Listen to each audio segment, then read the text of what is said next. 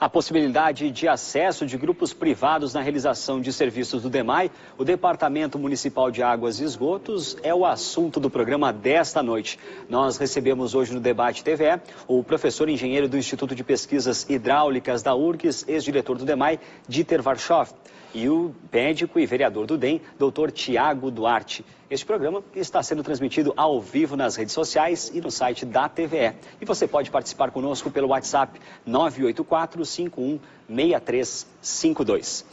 Vereador, de que forma o senhor acredita que a Câmara vai tramitar esse processo? Com muita discussão, como sinalizava já o professor Dieter? A Câmara tem uma pauta bastante extensa, né?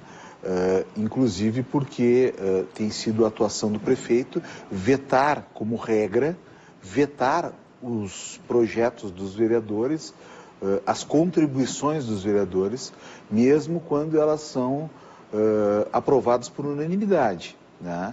Então tem sido uma prática. Por exemplo, já houve esse ano 10 vetos derrubados, uma coisa que nunca houve, pelo menos durante o período em que eu estou na Câmara, há 13 anos, nunca eu tinha visto isso. E existe agora, a partir de segunda-feira, trancando a pauta, mais 8 vetos. Mais 8 vetos. Então, existem esses 8 vetos, depois existem as pautas naturais, e eu acredito, acho que vejo com muita dificuldade a votação desse projeto durante esse ano. Tem o projeto de servidores, né, que realmente causa um completo desarranjo no plano de carreira municipal, né? É um projeto muito polêmico, né, que eu tenho posição, eu sou contra, né? E eu acho que esse projeto também tem a questão do IPTU que está sendo discutido, né?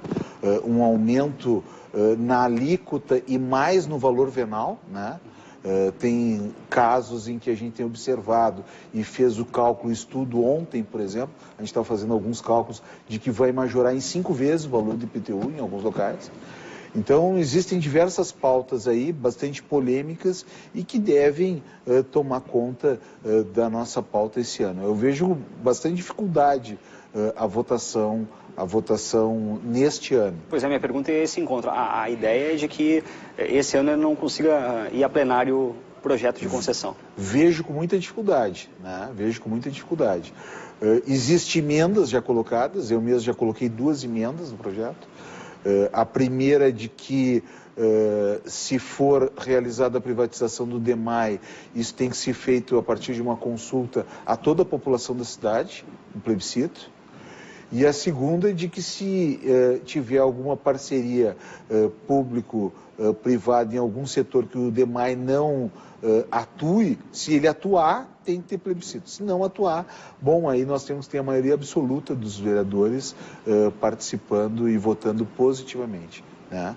Então, para que realmente possa se ampliar, se discutir na profundidade e que realmente apareçam as respostas a esses questionamentos, né? Água é saúde, né? Nós temos um sério problema nas capitais, que são os problemas de verminose. Verminose ainda hoje mata, né? Verminose mata, e as verminoses têm uma relação direta com a questão tanto da água tomada, da água potável que o indivíduo ingere, quanto da questão do esgoto. Então, nós temos a recrudescência de patologias que não existiam até pouco tempo. Está aí a dengue para mostrar, está aí a febre amarela presente, e isso tem relação direta com estas questões estratégicas para os municípios, que é a questão da água. E professor, nesse sentido, o projeto, né, a pergunta que quem está em casa assistindo pode estar se fazendo: o que acontece com os servidores, uma vez que a concessão da execução de alguns serviços, como abastecimento e captação, sejam terceirizadas?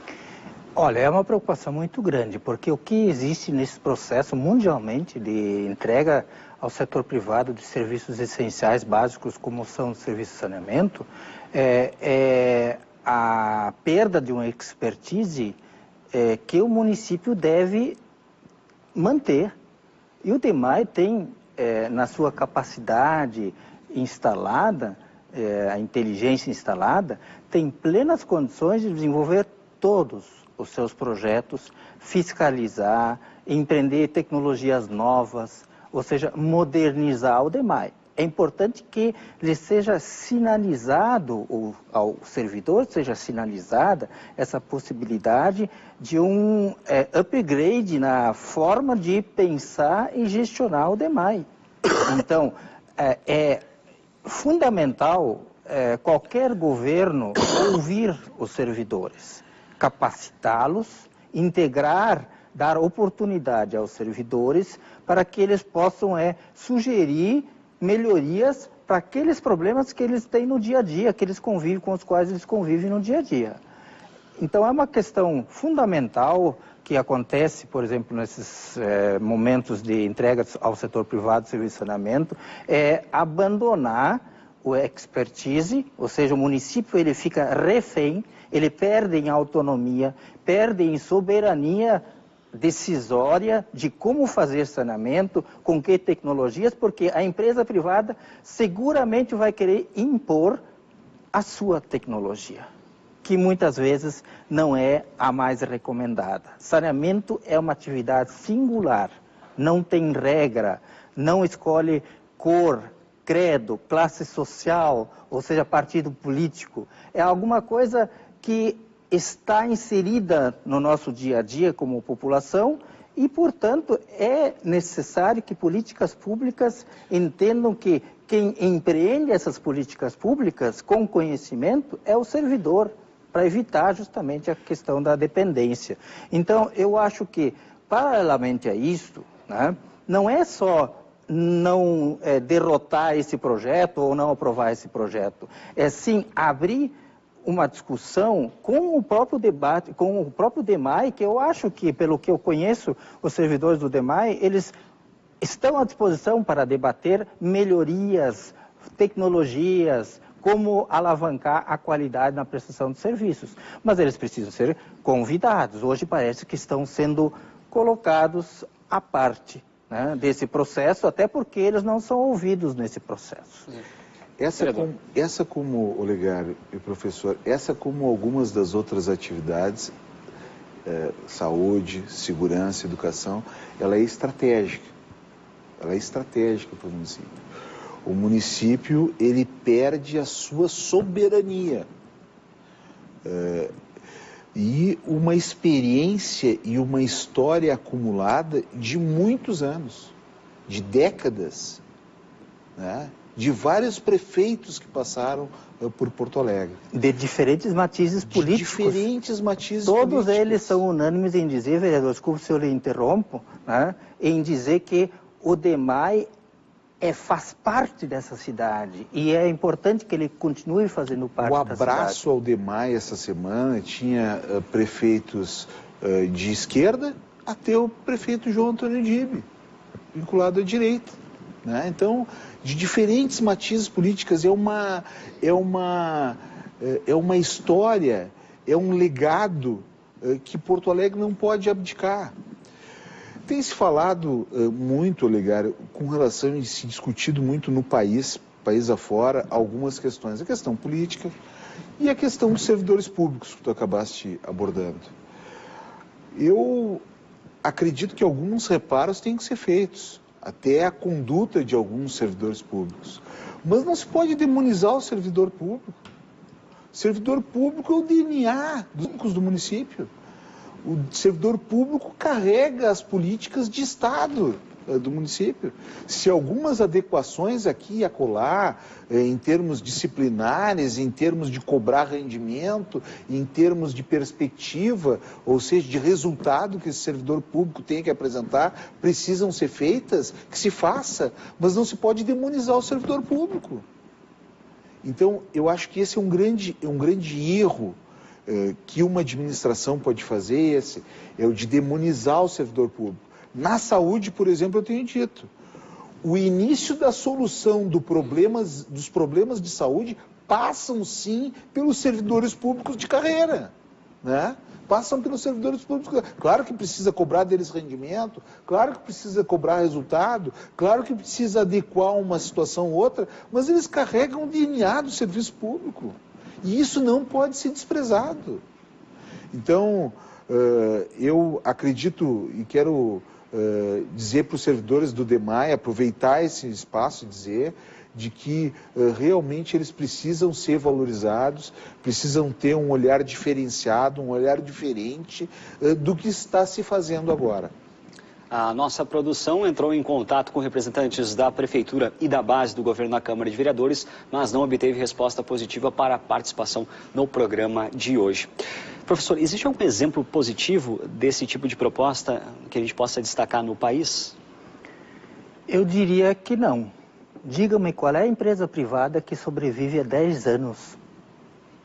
Muda de nome porque não consegue fazer frente ao que contrata, né?